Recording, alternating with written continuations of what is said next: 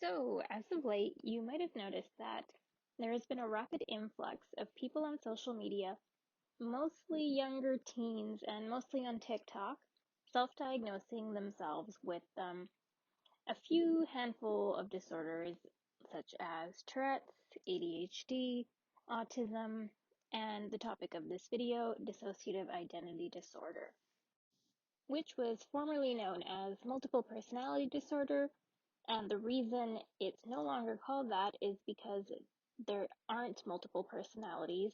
There isn't even one personality, and we'll get into that later. I'm not really going to get into why these kids might be faking certain disorders. Um, I personally think as a young teen, you're going to crave attention. This is kind of the thing that's popular right now. Back in my day, the kids would just say they're emo or they're scene. Back before that, they would say they're goth, and now they say that they have several alters in their head.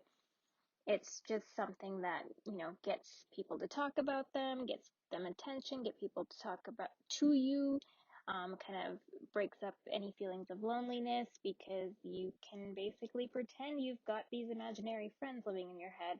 So that's the reason I think that this is really popular right now. You kind of get to make your own original characters up and then convince people that they are real and living inside you. So that's why I think it's become really popular as of late, even though it's a super, super, super rare disorder. You see, dozens, maybe hundreds of kids on TikTok that apparently have it. I'm mostly going to talk about the fact that this is one of the most controversial, if not the most controversial, diagnoses in psychiatry and why that is. And I'm going to hopefully try to answer a question that comes up a lot, which is this even a real disorder? Is it real? If someone has DID, should I automatically assume they're faking it? So I will start by saying that DID is recognized by the DSM-5 as a legitimate disorder, but that doesn't stop it from being very controversial in psychiatry, and many psychiatrists are hesitant to diagnose their patients with DID. Instead, they'll diagnose them with other disorders, such as a personality disorder mixed with some other dissociative disorder, maybe with a schizoaffective disorder. Anything to say that I recognize you're having these symptoms, but I don't necessarily think it's DID. Other dissociative disorders that someone might get diagnosed with besides dissociative identity disorder include dissociative amnesia, where someone might completely lose memory of a traumatic event. For example, this could include battle. It's often seen with soldiers. Another one is depersonalization and derealization disorder. So I feel a lot of people have actually experienced feeling similar to this through at one point in their lives. Depersonalization basically means that you have a sense of detachment from yourself and your body. If something's happening to you, it feels like you're observing it happening to someone else. And derealization is when you just feel attached from the world. The world doesn't really seem real. And the reason this is something that is a disorder, despite it being pretty commonly experienced, is depersonalization and derealization disorder is when this sort of thing happens very frequently and it's ongoing and it's disruptive to your life. DID, on the other hand, is kind of like a mixture of both of these, plus some symptoms thrown in from other psychiatric disorders, which is why it's so controversial. It's very hard to pin down. And oftentimes, someone who is diagnosed with DID doesn't think they have DID because, like dissociative amnesia, DID has a lot of amnesia involved with it. So if they don't remember what they're doing, it's very hard for them to say, yeah, I do things that are odd or say things that are odd. Oftentimes they need someone else to tell them that they've done something strange or out of character for them. And when I say that they're doing things that are out of character, I'm not saying that they're switching to a different personality, and that personality takes over. As I mentioned earlier, it's not about having different personality, it's about not even having one coherent identity. So when you see these kids on TikTok, if they say anything like system or alters or headspace, or they mention anything about, talking to their alters or knowing who their alters are and their personality quirks, or, these alters having different names and things like that, or being aware of each other, that's a dead giveaway that they're faking it, because people with DID aren't aware of these dissociative states.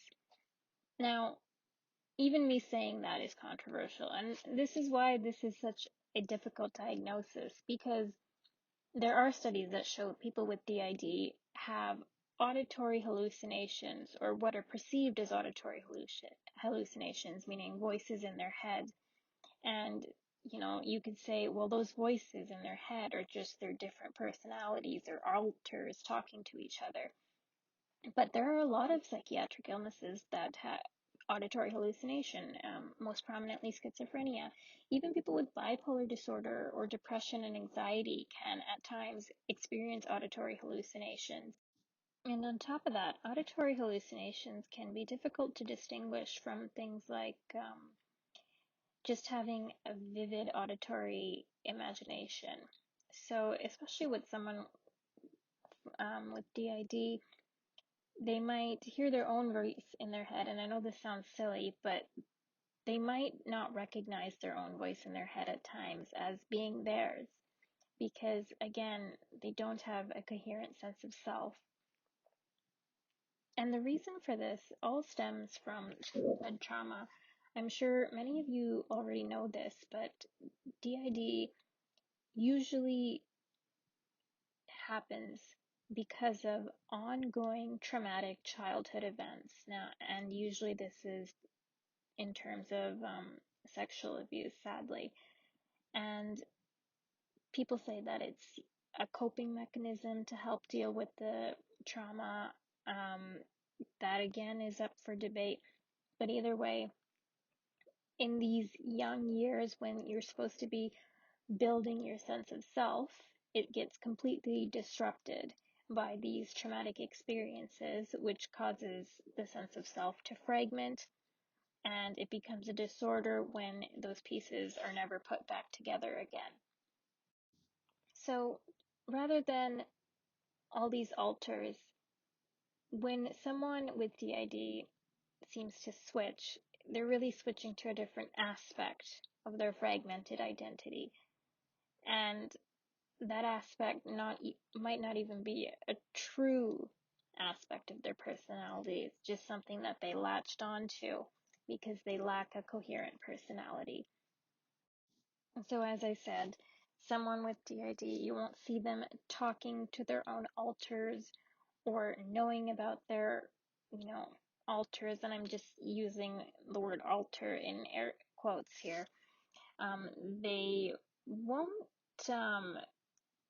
be joking around, and usually that, they had a good time chatting with their alters. They're gonna voluntarily let a different alter front.